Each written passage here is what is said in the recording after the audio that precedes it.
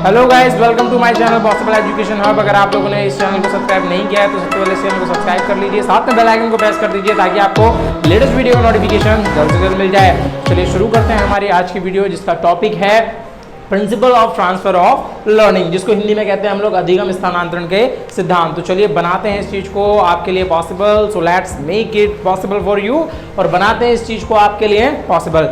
So guys, in my previous video we have discussed about the transfer of learning. What do you mean by transfer of learning? I have discussed क्या होती है transfer of learning, अधिगम का जो स्थानांतरण है वो क्या होता है, उसकी कितनी फेजेस होती हैं, किसके कितने टाइप होते हैं, वो लिंक इस डिस्क्रिप्शन में आ रहा है, डिस्क्रिप्शन में डाला हुआ है, और यहाँ आई बटन आ रहा है, आप उससे जाकर के देख लीजिएगा। आज जो हम लोग बात करने जा रहे हैं, we are talking about the principles. हम लोग कुछ कॉमन प्रिंसिपल को डिस्कस करेंगे जिसके द्वारा जो हमारा ट्रांसफर होता है, लर्निंग का जो ट्रांसफर होता है वो टेक्स प्लेस करता है। सिंपल थोड़ा सा मैं आपको ब्रीफ बता देता हूँ कि what do mean by transfer of learning. Transfer of learning क्या चीज़ होती है कि जो हमारे जो सीखे हुए जो काम होते हैं वो एक पोजीशन में या एक परिस्थिति में जो भी चीज़ें, जो भी एक्शन, जो भी हम चीज़ों को सीखते हैं उनका कहीं और दूसरी जगह पे दूसरे फील्ड में जाकर के क्या करना, यूज़ करना, यही क्या कहलाता है, हमारा ट्रांसफर ऑफ लर्निंग कहलाता है। मतलब आप क्या करोगे, उन जो आपके सीखे हुए अनुभव में जो आपका पीरियड एक्सपीरियंस है और जो पीरियड आपका नॉलेज है उसके बेसिस पे आप न्यू नॉलेज को ऑब्टेन करने की कोशिश करोगे, और जो नए एक्सपीरियंसेस होंगे उनके अंदर आप चीज़ों को क्या करेंगे, कहीं ना कहीं कनेक्ट करेंगे अपनी पुरानी चीज़ों से। तो सबसे पहले हम लोग बात कर लेते हैं कि हम लोग इसके अंदर जो पढ़ने जा रहे हैं वो कितने प्रिंसिपल्स पढ़ने जा रहे हैं। तो guys we are going to discuss here the 6 principle basically. सबसे पहले हम लोग बात करेंगे मेंटल पावर का प्रिंसिपल, जिसको हिंदी में कहते हैं मानसिक शक्तियों का सिद्धांत, और it was given by Aristotle, ये अरिस्टोटल ने दिया था। And next is identical element theory, इसको कहते हैं हम लोग समतत्व सिद्धांत, और ये दी थी हमारी एडवर्ड थॉर्नडाइक ने। नेक्स्ट हम लोग बात कर लेते हैं प्रिंसिपल ऑफ जनरलाइजेशन, सामान्यीकरण का सिद्धांत, it was given by H GERD. ध्यान दीजिए वहां पे एच जर्ड है नाम। नेक्स्ट हम लोग बात कर लेते हैं थ्योरी ऑफ ट्रांसपोजिशन, स्थानांतरण का सिद्धांत बाय गैस्ट्रोल साइकोलॉजी, और ये वही जर्मन की जो फेमस हमारा गैस्ट्रोल बात, हम लोग इस चीज़ को डिस्कस कर चुके हैं। आयोग कंस्ट्रक्टिविज्म में हम लोगों ने काफ़ी चीज़ें डिस्कस की थी इसके बेसिस पे। नेक्स्ट हम लोग बात कर लेते हैं थ्योरी ऑफ आइडियल्स, मतलब मूल्य का सिद्धांत, it was given bye W.C. Wagle. Next हम लोग बात कर लेते हैं ड्यूअलिज्म, द्वितत्व सिद्धांत बाय स्पीयरमैन। तो चलिए देखेंगे इन सबको बारी बारी से। सबसे पहले हम लोग डिस्कस करने जा रहे हैं किस चीज को, it is the theory of मानसिक शक्तियों का सिद्धांत, that is theory of mental powers by Aristotle.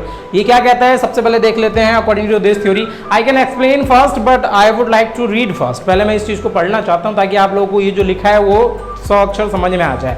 तो क्या कह रहा है, according to this theory the mind, तो चलिए पहले बात कर लेते हैं क्या कहते हैं। According to this theory the mind is the centre and we all have the set of mental powers which can be trained by the practising certain skills और doing specific subject. The mental exercise और the form of activity were more important than the content और subject matter. तो ये theory कहती है, और जो last line है मैं उस पर बाद में आता हूँ। ये थ्योरी ये कहना चाहती है कि जो हमारी बॉडी में, जो एक इंसान के अंदर होता है, वो हमारा जो माइंड होता है वो सुप्रीम है, वो सेंटर में है, मतलब उसको मुख्य केंद्र माना गया है किस चीज का, हर किसी लर्निंग को, हर कुछ भी सीखने के लिए हमारा जो ब्रेन है, जो हमारा माइंड है, mind power is one of the most important power. और इसमें ये माना गया है कि जो हमारा ब्रेन है उसमें जो सेट होता है मेंटल पावर्स का, ये क्या होता है, सेट होता है, मानसिक शक्तियों का अलग अलग सेट होते हैं जिनको क्या किया जा सकता है, विच कैन बी ट्रेन, जिनको ट्रेन किया जा सकता है क्या कर करके, डूइंग स्पेसिफिक क्या करके, प्रैक्टिस, मतलब कुछ ट्रेनिंग के द्वारा, कुछ प्रैक्टिस के द्वारा हम लोग अपनी मेंटल पावर्स को क्या कर सकते हैं, ट्रेन कर सकते हैं। और यही जो हमारी ट्रेनिंग है, यही जो हमारी ट्रेनिंग है, जैसे हम लोग अपनी बॉडी को फिट रखने के लिए क्या करते हैं, फिजिकल एक्सरसाइज करते हैं, वैसे एक माइंड को क्या रखने के लिए, फिट रखने के लिए हम लोग मेंटल एक्सरसाइज करते हैं। और यही जो हमारी मेंटल एक्सरसाइज है, इसी से हमारे माइंड का क्या होता चला जाता है, ग्रोथ होता चला जाता है। और यही जो हमारे जो सेट है मेंटल पावर्स के, यही हमें कहीं ना कहीं क्या करने के लिए, सीखने के लिए, नई चीजों को एक्वायर करने के लिए, नई नॉलेज को, नई फील्ड को एक्वायर करने के लिए जरूरी होती है, और उसी में हमारी क्या करती जाती है, हेल्प करती जाती है। लेकिन यहाँ ये थ्योरी एरिस्टोटल ये भी मानते हैं कि एक फिजिकल एक्सरसाइज करना is quite easier as compare to the mental exercise. मानसिक एक्सरसाइज करना कहीं मुश्किल होता है। क्या कर रहे हैं, क्या देखने के लिए आप लोग, you can see physical development, आप लोग अपना फिजिकल डेवलपमेंट, आपने फिजिकल एक्सरसाइज की, फिजिकल डेवलपमेंट में मेजरमेंट तो कर सकते हैं कि कितना मेजरमेंट हुआ, लेकिन मेंटल पावर्स में मेंटल एक्सरसाइज करने के बाद पहली बात मेंटल एक्सरसाइज मुश्किल होती है।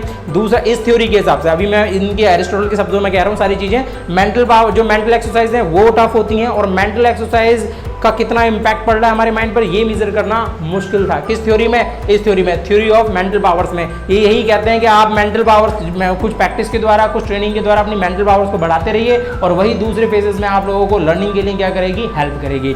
लेकिन this theory was rejected on the several grounds, और कई ग्राउंड्स पर ये थ्योरी क्या हो जाती है, फेल हो जाती है, क्योंकि as you know very well that के कहीं ना कहीं, और ये जो इन्होंने बात कही क्या कि that were more important than the content और द सब्जेक्ट मैटर, ये कहते हैं कि जो सब्जेक्ट मैटर है, विषय वस्तु है, और या जो भी कंटेंट है उससे कहीं ज़्यादा मायने रखती है, कहीं ज़्यादा मायने रखती है क्या, मेंटल एक्सरसाइज, मानसिक शक्ति। मतलब ये कहना चाहते हैं, सिंपल सी बात ये समझ लीजिए कि आपका मैथ पढ़ने में इंटरेस्ट हो या ना हो, मतलब आपका जो सब्जेक्ट है, जो आपका सब्जेक्ट है वो मैथ है, सब्जेक्ट क्या है आपका मैथ है, और आप अगर उसकी प्रैक्टिस करते जाएंगे क्या है, भले ही आपको इंटरेस्ट हो उस सब्जेक्ट में या ना हो, तो आप उसके अंदर मास्टरी ऑब्टेन कर सकते हैं अकॉर्डिंग टू दिस थ्योरी। ये थ्योरी ये समझाना चाहती है आप लोगों को क्या, मेंटल एक्सरसाइज, मतलब आप मेंटल एक्सरसाइज करते रहिए, आपकी जो ट्रांसफर, लर्निंग का जो ट्रांसफर है, वो जो फेज है वो इंक्रीज हो जाएगा, ये कहना चाहते हैं। हाँ, वो बात कहीं ना कहीं किस बेस में कह रहे हैं, practice makes a man perfect, के जैसे जैसे प्रैक्टिस करता रहेगा, लेकिन कहीं ना कहीं वो किस चीज़ को छोड़ जाते हैं पीछे, वो फील्ड ऑफ इंटरेस्ट को छोड़ जाते हैं ना। इंटरेस्ट एक चीज़ होती है, अगर किसी को मैथ में इंटरेस्ट ही नहीं है और वो चाहे दिन रात उसको मैथ पढ़ाते रहिए आप लोग, क्या इज इट पॉसिबल क्या उसके अंदर मास्टरी हासिल कर ले? क्या आपको लगता है ऐसा कुछ होना चाहिए? तो यही इस थ्योरी के क्या थे, ग्राउंड ड्रॉबैक्स थे, और ये थ्योरी सबसे पहली थ्योरी थी theory of transfer of learning में, और it was given by Aristotle. So I hope this is clear to you. और नेक्स्ट इसके जो सबसे बड़े जो इसको क्रिटिसाइज करने का काम किया है वो किया है हमारे एडवर्ड थॉर्नडाइक ने, और इन्होंने इसकी बाद इन्होंने क्या दी, अपनी आइडेंटिकल एलिमेंट थ्योरी, समतत्व का सिद्धांत दिया। चलिए देखेंगे समतत्व का सिद्धांत क्या कहता है। चलिए गाइस, आगे हम लोग बात कर लेते हैं identical element theory. It was given bye Edward Thorndike, और ये जो हमारी थ्योरी थी, सो जो हमारी इससे पहले वाली थ्योरी थी, it was the mental power theory given by Aristotle, तो उसी को कहीं ना कहीं अपोज करते हुए ये देते हैं अपनी एडवर्ड थॉर्नडाइक अपनी थ्योरी। समझ लेते हैं क्या कहती है थ्योरी। ये कहती है according to this theory the two identical factors और एक्टिविटीज और common factor transfer to the total situation where maximum transfer of the learning can be taken place, it goes from matter to mind.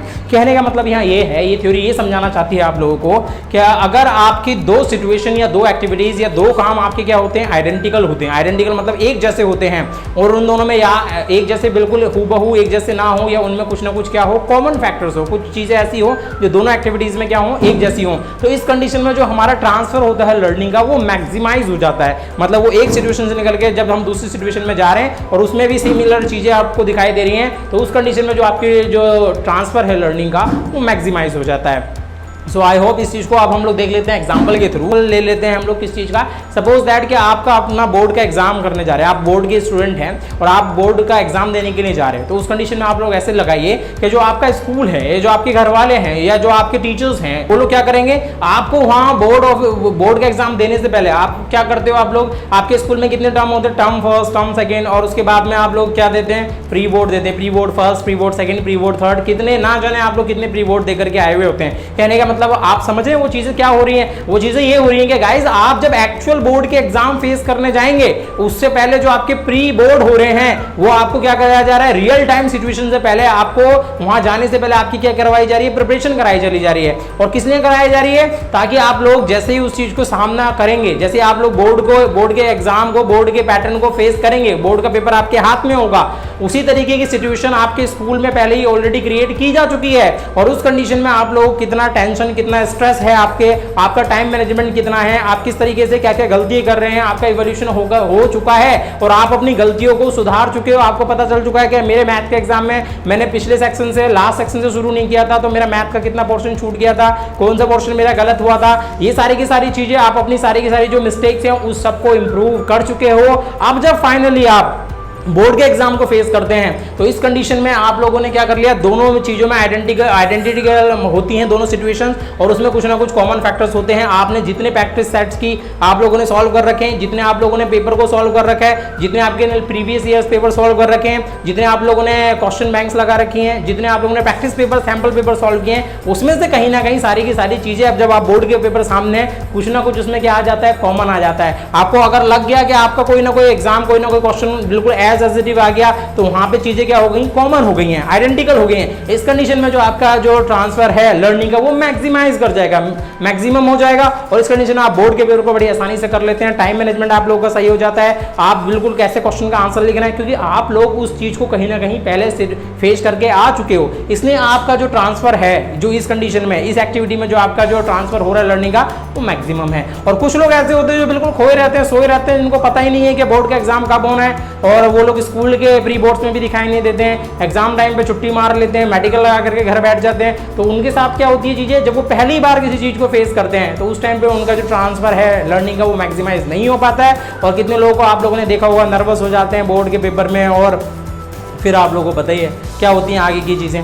तो I hope this is very much clear to you कि आप लोगों की ये बात समझ में आ गई होगी। नहीं आती तो एक सिंपल से एक छोटे से मैथ की चीज़ से समझ लेते हैं। सपोज दैट कि मैंने आप लोगों के लिए दे दिया क्या x प्लस 2y का होल स्क्वायर आप लोगों को सॉल्व करना है। दूसरा आपके लिए दे दिया, ये तो आप लोगों ने सॉल्व कर लिया, उसके बाद आपको दे दिया x माइनस 2y का होल स्क्वायर। अब मुझे बताइए कि आप लोगों में से कितने लोग इसको पूरा सॉल्व करेंगे, सेकंड वाली चीज़ को आप लोगों में से कितने लोग पूरा सॉल्व करेंगे। मैं तो नहीं मानता कोई भी पूरा सॉल्व करेगा, क्योंकि उसको पता है x प्लस वाई का होल स्क्वायर को जब मैंने सॉल्व कर लिया तो x माइनस वाई में दोनों में आप क्या ढूंढने लगेंगे, सिमिलरिटी देखेंगे, x भी कॉमन है, दोनों में x कॉमन है, 2y कॉमन है, 2y कॉमन है, चेंज सिर्फ किस चीज का है, only for plus and minus. तो आप भी सिर्फ फाइनल जाकर के आंसर में क्या लिख देंगे, आप सीधे माइंड यूज नहीं करेंगे। उस कंडीशन में आपका जो ट्रांसफर हो जाएगा लर्निंग का, ये जो पहले वाले क्वेश्चन में आपने चीजें सीखी हैं उसी को आप सेकंड में क्या कर देंगे, सीधे अप्लाई कर देंगे। और इस कंडीशन में आप लोगों का जो ट्रांसफर है लर्निंग का वो मैक्सिमाइज हो गया। आपने सिर्फ प्लस को क्या माइनस से क्या कर दिया, रिप्लेस कर दिया, और आप लोगों का ये क्वेश्चन क्या हो गया, सॉल्व हो गया। तो इस तरीके से हमारे आइडेंटिकल एलिमेंट थ्योरी कंप्लीट हो जाती है। It was one of the most important theory, और कहीं ना कहीं ये चीज़ें कहीं ना कहीं हमारे लर्निंग के फेज को क्या करती हैं, इम्पैक्ट करती हैं इस चीज़ को, और ग्रेट यूज है आज की डेली लाइफ में। तो चलिए आगे बढ़ जाते हैं जरा इसके एग्जांपल पर। हाँ, ये क्या कहना चाहता है, मैटर टू माइंड। ये कहता है कि जो चीज़ें हैं उस वो कहाँ तक पहुँचती है, माइंड तक पहुँचती है। मतलब जैसी सिचुएशन जो भी चीज़ें हैं हमारे आसपास की, वो उनके थ्रू हमारे वो सारी नॉलेज हमारे कहाँ तक पहुँचती है, माइंड तक। अब जो हमारी इससे पहले वाली थ्योरी थी किसकी, एरिस्टोटल की जो हमारी थ्योरी थी मेंटल पावर्स की, वो कहती है पहले माइंड सुप्रीम है और बाद में चीज़ें। मतलब यहाँ ये कहते हैं कि मैटर मायने नहीं रखता, मतलब कंटेंट मायने नहीं रखता, लेकिन यहाँ कंटेंट बहुत ज़्यादा मायने रखता है। उसी के हिसाब से जैसा कंटेंट होता है उसी के अकॉर्डिंगली हमारा माइंड भी क्या करता है, एक्ट करता है। और ये कहते हैं कि माइंड सुप्रीम है, जैसी भी कंडीशन आ जाए माइंड को तो क्या करना है, कुछ मेंटल पावर्स के सेट होते हैं और उसी के हिसाब से चीजें क्या होती जाती हैं, करते चला जाता है, माइंड को कोई भी प्रॉब्लम नहीं आती। कॉमन एग्जांपल देख लेते हैं कि अगर सपोज दैट कि आपने पियानो बजाना सीख लिया, अगर आपने पियानो बजाना सीख लिया तो इस कंडीशन में जो आप क्या कर सकते हो, टाइपिंग, टाइपराइटर पे टाइपिंग बड़ी आसानी से सीख सकते हो, कंप्यूटर पे बड़ी आसानी से टाइपिंग सीख सकते हो। मतलब ये जो आपके जो पहली फेज है इन दोनों में कुछ ना कुछ क्या है, प्रेसिंग द कीज, ये कॉमन है। तो इस वजह से आप ये जो काम है बड़ी आसानी से सीख सकते हो अगर आपने क्या सीख लिया, पियानो बजाना सीख लिया। नेक्स्ट हम लोग बात कर लेते हैं, अगर आपने कार चलाना सीख लिया तो बड़ी आसानी से आप क्या चलाना सीख सकते हो, बस चलाना सीख सकते हो। या आप लोगों ने बाइसाइकिल चलाना सीख लिया तो इस कंडीशन में आप बाइक को बड़ी आसानी से चला सकते हो। So I hope this is very much clear to you. और थोड़ा सा आज के टाइम से रिलेट कर लेते हैं। अगर आप लोगों ने क्या फ्री फायर खेलना सीख लिया तो आप आसानी से क्या खेल सकते हैं, पबजी खेल सकते हैं। सो आज के अप्रोच के साथ अगर आप लोग कनेक्ट करेंगे तो कंडीशन ऐसी है। आगे बात कर लेते हैं जनरलाइजेशन थ्योरी की। इट वाज गिवन बाय एचजुड, और एचजुड ने क्या किया, क्या एडवर्ड थॉर्नडाइक की जो आइडेंटिकल एलिमेंट की थ्योरी है उसी को एक्सटेंड कर दिया, उसी का थोड़ा सा विस्तृत रूप सामने लेकर के आए। और आप लोग ये मत समझिएगा जो हमारी जो सबसे पहले एरिस्टोटल की जो थ्योरी थी हमारी मेंटल पावर्स की, वो थोड़ी कम लेस इंपॉर्टेंस रखती है। हालांकि उसको क्रिटिसाइज कर दिया है टोटली किसने, एडवर्ड थॉर्नडाइक ने। लेकिन कंडीशन यहाँ ये है कि उनकी थ्योरी को इंपॉर्टेंस इसलिए दी जा रही है क्योंकि आज वो कंसिडरेशन में नहीं है फिर भी, लेकिन ही वॉज द स्टार्टर। उन्होंने ये जो theory of transfer of learning है उसको क्या किया, शुरुआत की है, और उसी को मैं कहीं ना कहीं मॉडिफिकेशन सबसे पहले एडवर्ड थॉर्नडाइक ने दिया। एडवर्ड थॉर्नडाइक को मॉडिफाइड करने वाले कौन थे, एचजुड थे। उनके हिसाब से क्या होती हैं चीजें देख लेते हैं। According to this theory the better transfer can be possible when one can understood the principle and it is extension of the identical element theory and the transfer of learning takes place primarily through the generalization and the degree of transfer depends upon the element to which the experience in the first situation are understood।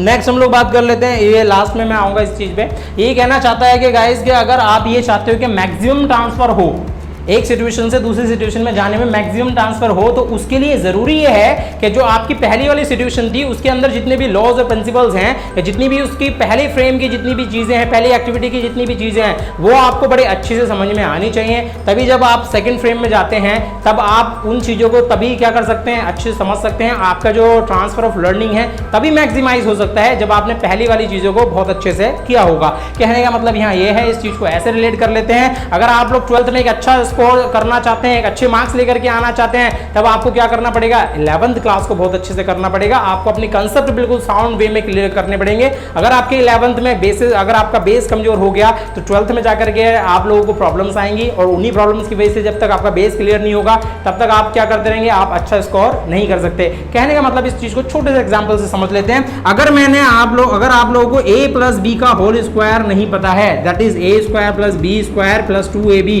अगर इस चीज की knowledge आप लोगों को नहीं है तो क्या आपसे मैं ऐसी उम्मीद कर सकता हूं कि आप x प्लस 2y के होल स्क्वायर को सॉल्व कर लेंगे? नहीं कर सकते ना। क्यों नहीं कर सकते? क्योंकि जब तक हमें इसका प्रिंसिपल नहीं पता है, पहली फ्रेम का प्रिंसिपल जब तक टीचर हमें नहीं बताएगा, जब तक टीचर हमें नहीं समझाएगा कि इसका यूज कहां करते हैं और कैसे लगाना है और ये क्या चीज होती है, ये किसके इक्वल होती है, तब तक हम लोग x प्लस 2y के होल स्क्वायर को सॉल्व नहीं कर सकते। कहने का मतलब यहाँ ये है कि जब तक एक फ्रेम की चीजें बिल्कुल क्लियर नहीं हो सकती, जब तक हम दूसरे फ्रेम में अगर वो कॉमन भी हो, चीजों में कॉमन भी हो, दोनों के दोनों, इन दोनों में कॉमन तो है, दोनों में कॉमन है, रिलेशन है दोनों में, लेकिन हम लोग क्या नहीं कर सकते, transfer, maximum transfer of learning नहीं हो सकता। क्यों नहीं हो सकता? क्योंकि आपको जब यही चीज क्लियर नहीं है तो आप इस चीज को यहाँ पे अप्लाई कैसे कर सकते हैं। कहने का मतलब यहाँ ये है, जो हमारा पीरियर नॉलेज है और पीरियर हमारा एक्सपीरियंस है, जब तक वो स्ट्रॉन्ग नहीं है, वो चीजें हमारी क्लियर नहीं है, तब तक हमारा जो न्यू नॉलेज होगी या जो हमारा न्यू एक्सपीरियंस होगा वो भी अच्छा नहीं हो सकता। So I hope this is very much clear to you. आप लोगों को ये चीज क्लियर हो गई है, थ्योरी ऑफ जनरलाइजेशन, सामान्यीकरण का सिद्धांत। कि कहने का मतलब यहाँ ये है कि अगर आप चाहते हैं मैक्सिमम ट्रांसफर ऑफ लर्निंग तो पहले सामान्य रूप में चीजों को सीख लीजिए और उसके बाद चीजों को क्या करते जाइए, स्पेसिफाई करते चले जाइए। लास्ट लाइन पे खत्म करते हैं इस थ्योरी को। ये कहती है general principle to specific solution. पहले आप लोगों को जनरल प्रिंसिपल पता होना चाहिए, उसके बाद आप लोगों को स्पेसिफिक सॉल्यूशन तक लेकर के जाना है। मतलब कहने का ये है कि आप लोग अगर कुछ भी करना चाहते हैं लाइफ में तो हर किसी सब्जेक्ट का आपको क्या करना चाहिए, अगर आप किसी में मास्टरी करना चाहते हैं ना तो आपको क्या पता होना चाहिए, आपको जनरल चीजें पता होनी चाहिए। गाइस अगर आपको साइंस का स्टूडेंट बनना है, आपको एमएससी केमिस्ट्री से करनी है, तब आप लोगों को क्या पता होना चाहिए, जनरल साइंस तो पता होनी चाहिए ना। तो अगर आपको जनरल साइंस ही नहीं पता है तो फिर आपको क्या पता है, फिर आगे चल करके आप स्पेसिफिक सिचुएशन तक कैसे पहुंचेंगे, एमएससी केमिस्ट्री तक कैसे पहुंचेंगे, जब आपको साइंस ही पसंद नहीं है। आपने नाइन्थ हाई स्कूल तक पढ़ी साइंस, उसके बाद आप लोगों ने छोड़ दी क्योंकि आप लोगों को पसंद ही नहीं है साइंस। तो अगर आप चाहते हो कि हम एमएससी केमिस्ट्री से करें तो नहीं हो सकता ना, क्योंकि आप लोगों ने जनरल वे में उन चीज़ों को नहीं पढ़ रखा है। So I hope this is very much clear to you. और मैं आगे बढ़ने से पहले आप लोगों को ऐसे समझा देता हूं कि जब तक आप लोगों को ये फ्रेम, जो ये चीजें चल रही हैं, ये जो आप लोगों की जो चीजें चल रही हैं, जो theories of transfer of learning चल रही हैं, ये जब तक आप लोगों को क्लियर नहीं होंगी तब तक मैं आगे कैसे बढ़ सकता हूं, आप लोगों को आगे की चीजें कैसे समझ में आ सकती हैं। कहने का मतलब समझ में आया? एक टीचर सीधे एक्सरसाइज पे कैसे पहुंच सकता है जब तक उसने आगे की चीज़ों को क्या नहीं कर रखा होगा, एक्सप्लेन नहीं कर रखा होगा। मतलब अगर उसने लेसन ठीक से नहीं पढ़ाया है तो क्या वो ऐसी उम्मीद कर सकता है आप लोगों से कि आप लोग उसकी एक्सरसाइज कर लेंगे? नहीं कर सकते ना। So I hope this is very much clear. So guys आज की वीडियो में फिलहाल इतना ही रख लेते हैं, क्योंकि आज हम लोग तीन हमने थ्योरीज को डिस्कस कर लिया है। आई होप ये तीनों की तीनों थ्योरीज आप लोगों को ट्रांसफर ऑफ लर्निंग की समझ में आ गई हैं। इससे आएगी जो हम लोग बात करेंगे नेक्स्ट वीडियो में करेंगे, क्योंकि गाइज वरना वीडियो ज़्यादा लंबा हो जाएगा। इसका नेक्स्ट पार्ट हम लोग कल ही अपलोड कर लेंगे, तो आप लोग बने रहिए हमारे साथ। और आई होप अगर आप लोगों को ये थ्योरीज अभी तक की समझ में आ गई हैं और अभी तक आप लोगों ने चैनल को सब्सक्राइब नहीं किया तो सबसे पहले चैनल को सब्सक्राइब कर लीजिए, साथ में बेल आइकन भी प्रेस कर दीजिएगा और इसी के साथ साथ वीडियो को लाइक करना बिल्कुल मत भूलिए और इस वीडियो को हर जगह शेयर कर दीजिए। चलिए मिलते हैं आप लोगों से अगली वीडियो में बहुत जल्द, और तब तक अपना और अपना ख्याल रखिए। जय हिंद, जय भारत।